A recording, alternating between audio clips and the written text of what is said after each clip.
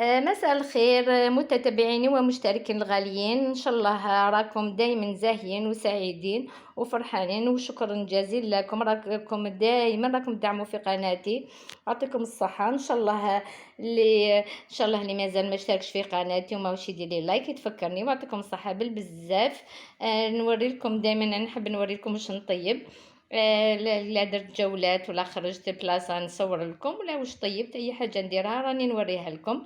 كما راكم تشوفوا اليوم راني طيبت بابا غنوج او متبل باذنجان.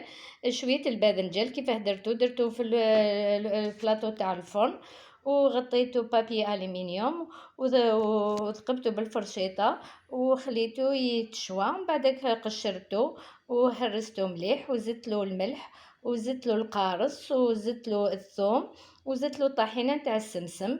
ما درتلوش انايا الياغت ناتورال، هكذا حبيت يجي ودرت له من الفوق كما راكم تشوفوا زيت الزيتون. ان شاء الله يعجبكم واش راني طيبت. ها والله من جهه واحده اخرى درت هذه سلطه خضراء.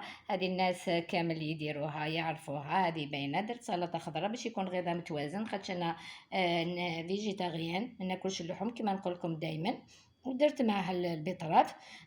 من جهه واحده اخرى درت هذو لي ميني بيتزا كما راكم تشوفوا. طيبت صوص طوماط بطماطم، رابيتها ودرت معاها زيت الزيتون ودرت معاها الثوم ودرت التوابل ودرت لها الهريسه.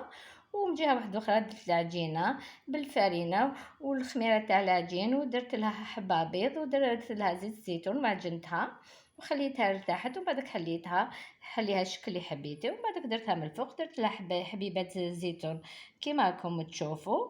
ودرت لها شويه فرماج، ودرت لها شويه نتاع البيض ربيته لها من الفوق. ان شاء الله تعجبكم هذه الوصفات اللذيذه اللي درتها. وما هذا مع كسجي بصحتكم معايا، ان شاء الله يعجبكم واش راني نقدم لكم ولا واش راني نوري لكم، وشهيه طيبه للجميع.